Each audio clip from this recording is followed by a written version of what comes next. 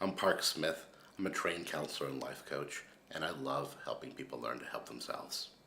It was really natural for me to help others. I feel like I had seen a lot from an early age, been around a lot of things that were probably above what I should have seen and been around. And my heart went out to people who were hurting, who were around similar things, and had a natural ability to empathize with them and to help them through what they were going through. The ultimate goal is to teach them to help themselves as opposed to having to rely on someone to tell them what to do. You want to teach them autonomy. You want to teach them how to be free in the best way they can. You don't want to have them be dependent on you like they're dependent on another relative. You don't want to be the surrogate for that. Instead, you teach them what they need. I tell them on the first day my goal is to fire myself. I want you to get the skills that you need in order to get better. You're not going to be here forever. We're going to decide which problems we're going to work on very concretely. We're going to solve those, then we're going to move forward. If you need me in the future, I'll always be here. But this is what we're going to knock out. So they come to you and they probably have a lot of symptoms. They probably have a lot of things like depression and anxiety and maybe even some post-traumatic stress disorder. You connect with them and you begin to teach them some of the skills on how to deal with those things that life brings them. You're not going to solve their depression. You're not going to get rid of their anxiety forever. Instead, you take it from something they feel is unmanageable and you help them to learn to deal with life on life's terms so it's manageable. The goal is not total happiness. The goal is functionality.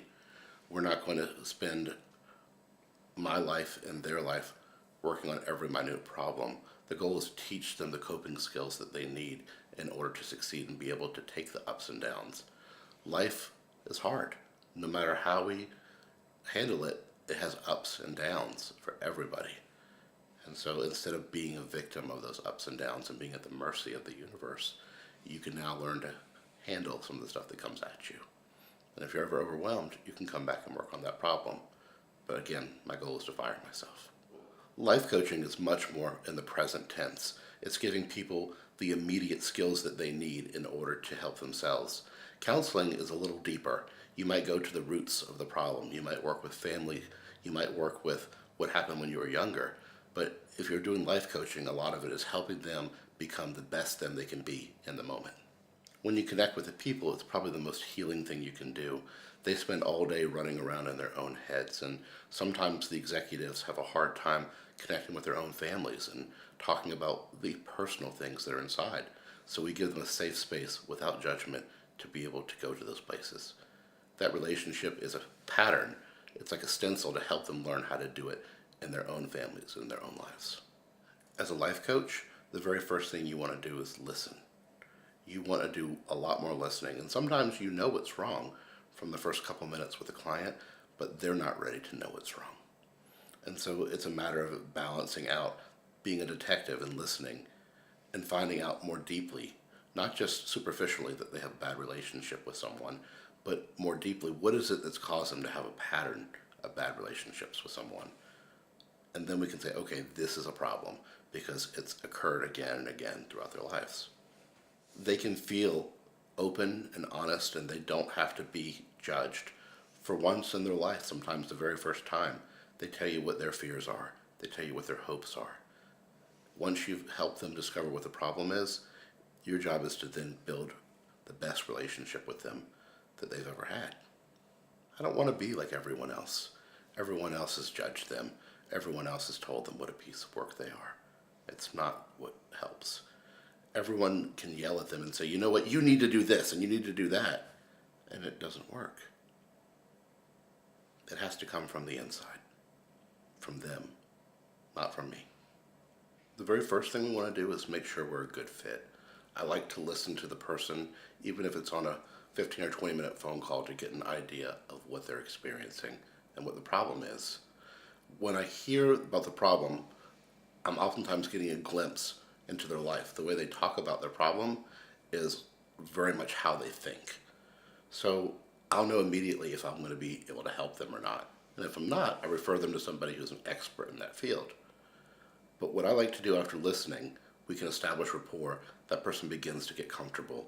We begin to create a real relationship with one another. And once that's created, then we can do some of the discovery. Then we can do detective work to see, Okay, what's wrong? What areas of your life are really impacting you now? Is this systemic? Does this happen everywhere? Or is this kind of isolated? And so we'll work on that together. Then the next piece is kind of teaching them some skills, probably some skills on how to manage their own emotions. They frequently want me to fix the other person. The other person's not there. You can't fix someone. So I help them learn how to handle their anxiety, their fear, their sadness. And once they have some skills to do that, they're free in the world. They find that it doesn't hurt as much. They find that when the bad things happen, they know what to do. They don't crumble. They don't get afraid anymore. Fear happens to everybody. We first want to normalize it. We don't want them to think that I'm the only one having these strange emotions. What we know about fear is sometimes it comes out as anger, sometimes fear comes out as depression. So fear oftentimes is the root and that these symptoms are coming off of it. And so when they feel fear, we teach them that it's normal, that it comes and it goes, and that when they sit with the fear, oftentimes it passes very quickly. When they're fighting it and trying to push it away and ignore it, it gets louder and it gets worse. So we help them be okay with feeling that and how to work through it instead of freeze. We don't fix the clients. We can't. Our job is to help them work through the problems. Sometimes there's not a fix. If they've lost a loved one and they're really hurting and they're stuck, you can't take away the fact that the loved one's gone, but you help them handle the symptoms associated with that loss.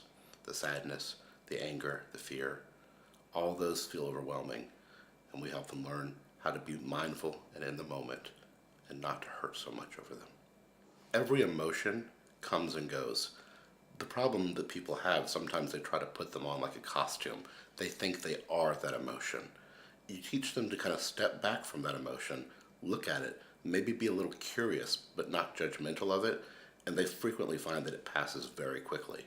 So you have a choice. You have anxiety coming. You can step into that costume of anxiety.